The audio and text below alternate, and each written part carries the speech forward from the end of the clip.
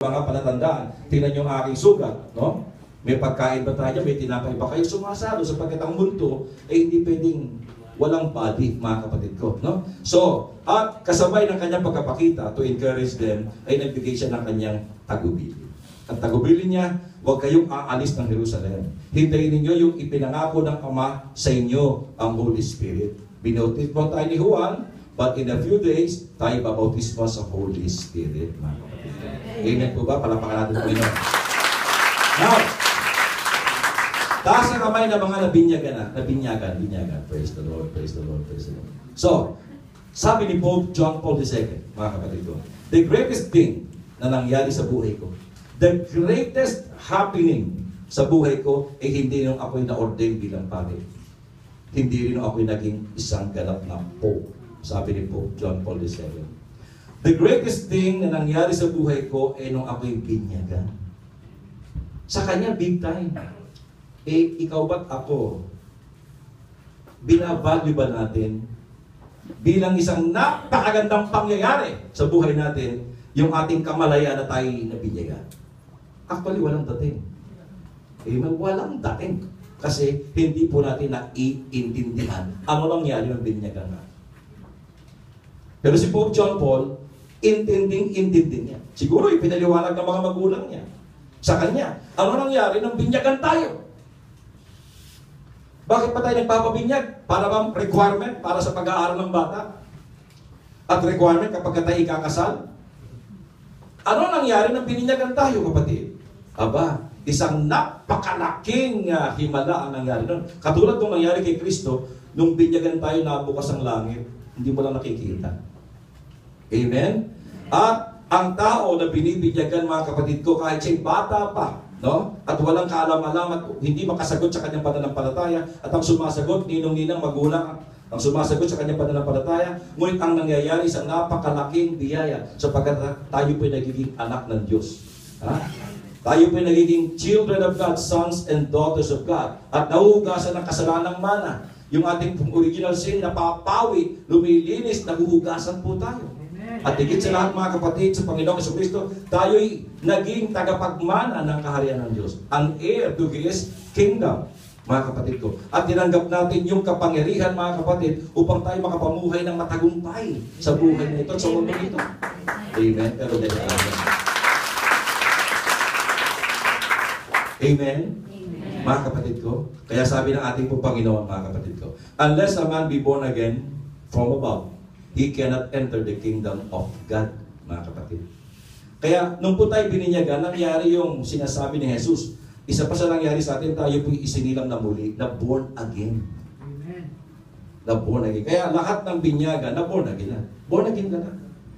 Isinilang ka ng muli. Ito hindi maintindihan ni Nicodemus. Nung sinabi ni Jesus, unless a man be born again from above, he cannot enter the kingdom of God or kingdom of heaven. Sabi ni Nicodemus, teacher, kinakailangan bang bumalik ako sa tiyan ng nanay ko para makasilang ako muli? Hindi niya maintindihan. Amen? At yun ang nangyari nung tayo bininyagan, na hindi natin alam. Tayo po'y na-born again. Kaya hindi ka na pwedeng lumipat at magpabinyag sa ibang sekta, kaya ang kalalabasan mo, born again. Amen?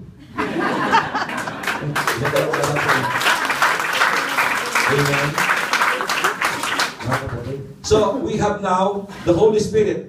The third person in one God ay sumasa atin. Now, bakit kinakailangan tayong i-born again? Okay, balikan natin yung Genesis, mga kapatid ko. Nung nilikha ng Diyos si Adan, siya yung unang nilikha, di ba? Mga kapatid, dumampot ang Diyos ng alabok. At itong alabok na ito ay kanyang hinubog, kompleto, may ulo, may tenga, lahat, hanggang paa, kamay, mga kapatid. Pero para siyang rebulto. Walang buhay. Anong ginawa ng Panginoon? Hiningahan sa ilong. Nasa Biblia po. Hiningahan sa ilong. Yung hininga na yun, na galing sa Diyos, ang tawag doon ay Zoe, the life of God. Or the breath of God. Hininga ng Diyos. At yung tao na parang may bulto, na walang buhay, kompleto materyales pero walang buhay, nung hiningahan ng Diyos sa ilong, ay naging siyang embodied spirit. Ha? Embodied spirit. May body. Dati body lang. Walang spirit, kaya patay. Walang buhay. Amen? Pero nung siya'y hiningahan, ayun, naging siyang embodied spirit, katawan na merong espiritu na galing sa Diyos. Doon siya nagkaroon ng buhay, mga kapatid ko. So, ang Espiritu ng Panginoon, ang hininga ng Diyos, ang nagbibigay sa atin ng buhay at kakayahan at kapangyarihan upang makapamuhay ng ayon sa kalooban ng ating pong Panginoon. Sabi ng Panginoon, okay, dinala ngayon doon sa Garden of Eden. Maaari yung kanin ng mga bunga ng puno sa halamanang ito, pero wag na wag lang ang bunga ng punong ipinagbabawal, the tree of knowledge of good and evil. Ang Diyos hindi killjoy na Diyos. Ang Diyos nais siya mag-enjoy tayo sa buhay. Nais ng Panginoon na tayo po'y maging maligaya. Hindi po siya killjoy na Diyos. Sabi ng Panginoon, maaari yung kanin ng mga bunga sa puno dito, lalong-lalo na yung bunga ng tree of life. Pag kumakain kayo ng bunga ng tree of life, you will enjoy immortality, walang kamatayan. Pero wag na wag mong kakanin ang bunga ng puno pinagbabawal na kung tawagin ay the tree of knowledge of good and evil. Once na kayo kumain ito, mamamatay kayo.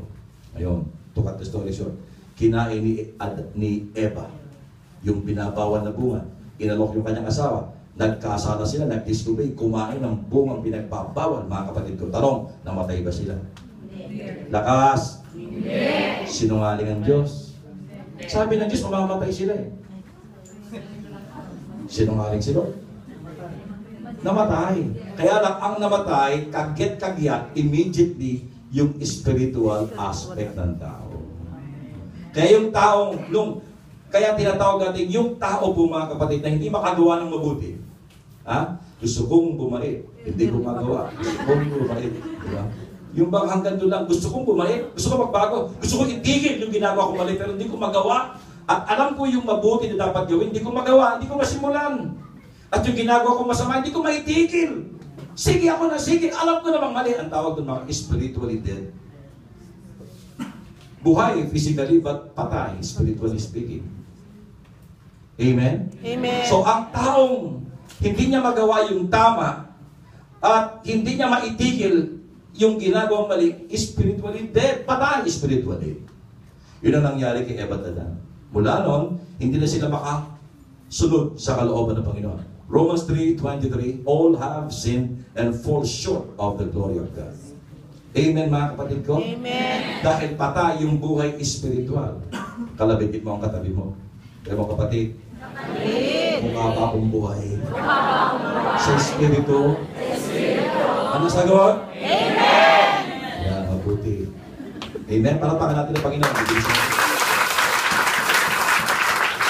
So kaya tayo kinakailangan ma-born again. Kasi patay yung buhay spiritual eh. Amen po ba?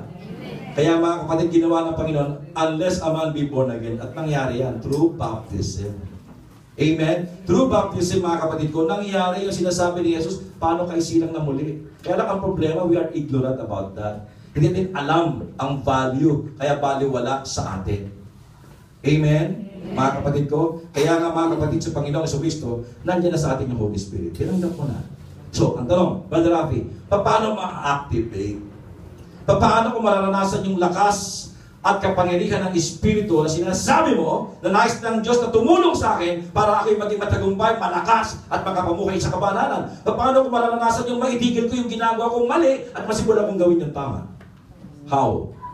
By accepting Christ sa ating buhay as our Lord and Savior. Now, accepting Christ as our Lord and Savior simply means total surrender. Kinakailangan sumuko. Amen. Total surrender and total surrender and total obedience, kapatid ko. We have to decide. We have to will it.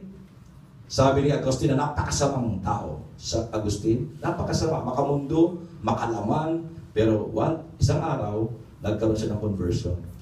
Habang naglalakad sa garden, nakakita ng libro, may nagbulong, damputin mo, at tapos yung damputin, basahin mo, yung pala Biblia. At pinasimula ng kanyang pagbabagong buhay. Iniwan niyang lahat ng kalayawan ng laman, mga kapatid ko, lahat ng luho sa buhay, tinalikuran ni Augustine. Mga kapatid, ngayon, maraming tao nagtataka, curious sa kanyang pagbabago. Yung iba niya naniniwala. Amen? Kaya may mga nagtanong, Augustine, paano ba maging banal? Alam niyo sagot ni Augustine? Will it. Will it. We are not better because we will not to be better. But if we will to be better, tsak yun, mangyayari. Amen. Willingness. Kaya hindi ako makalaya sa mga ginagawa kong ito sapagkat ayaw ko pang magpasya eh. Hindi ba siguro ako kontento? Siguro kinakailangan pang may mangyaring napakalagim bago ko matauhan. Gano'n naman ang tao. Amen? Talaga, halos lahat na nagbabahagi sa gawain sa Ambel, halos lahat nakakilala sa Diyos nung bumagsak ang buhay. Nung magkaroon ng kanser, nalugi ang negosyo, iniwan ang asawa. Doon po sila na aksidente, dumanas sa matinding kabiguan. Pero nung malakas, nung tagumpay, nung sagana, walang Diyos. Pero ang Diyos nandoon sa kanilang tabi. Lagi silang pinapaalalahanan, hinihimok-himok. Lagi ang Diyos ay kumakatok sa pinto ng kanilang puso. Pero iniigno dahil malakas pa, bata pa, malaki pa kita, matagumpay ang negosyo. Amen? Pero nung bumagsak, doon nakakilala sa Panginoon. Amen, mga kapatid, sa Panginoong Jesus. Kaya mga kapatid sa Panginoong Kristo, we will now experience the power of the Holy Spirit working within us once we humble ourselves before the Lord and tanggapin natin tayo makasalanan and then have this willingness to be changed, to be broken, to be made whole. At para tayo makalaya, will it? Ito namang willingness na ito, hindi ito yung power of the mind na parang positive thinking. Hindi. Yung willingness mo, tugon o response sa Diyos na unang-unang nagnanais na ikaw ay magbago, gumaling, at maging matagumpay at maging malakas. Amen. Di ba sabi ng isa, Lord, kung gugustuhin mo, gagaling ako. So sabi niya, I do will it be healed.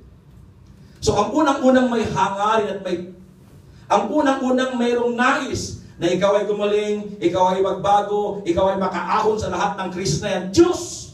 Amen. I do will it. Pero nag-will ka rin. Nag-meet yung ating will. Gusto ko anak, at gusto mo rin, then, tsak yun, ayan na. Kasi, minsan pinagbibintangan natin ng Diyos na para bagang, ang damot mo naman, Lord. Gusto ko magbago, pero bakit, Lord, parang tinitikis mo ko, parang ang Diyos pa yung nagpapakipot. Parang sa yung willing makabitiw sa mga bagay na ginagawa niya, ang Diyos ang bakal sumagot. Amen? Amen. Na parang bagang hindi siya pinakikinggan, mali. Ang Diyos ang laging may initiative. Amen. Hindi ang tao naghahanap sa Diyos. Ang Diyos ang naghahanap sa tao. At kaya tayo nagsasabing, nagkaroon ako ng desire na umatin dito, nagkakaroon ako ng desire o gana na manalangin sapagkat yun ay tanda na nasumpuan ka na natagpuan ng Diyos.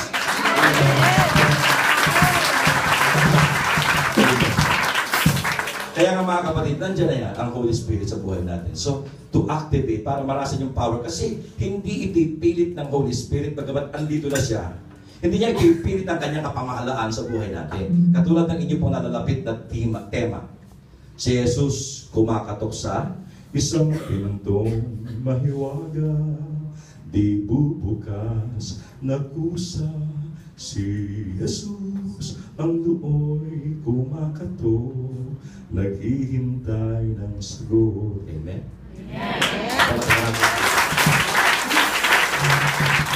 Sa painting na yon ay nakikita mo yung Panginoon kumakatok sa pinto. At yung pinto ay tinubuan na ng mga halaman at mga lumot, nagpapahiwatig na yung pintong yon matagal na nakasara. Matagal na hindi nabubuksan. At bukod sa yung pintong yon, ay nilulumot at tinubuan ng mga halaman at nagbabadyang matagal na hindi na nabubuksan, ang pintong yon ay kapuna-puna na kinakatukan ni Kristo. Sapagkat yung pintong na kinakatukan ni Kristo, walang bisagra doon sa labas. Ang bisagra nasa loob lang. Kakaibang pinto kaya ang pintong mahiwaga. Ibig sabihin, hindi wawasakin ni Jesus yung pinto para pumasok na parang immigration officer. Kakatok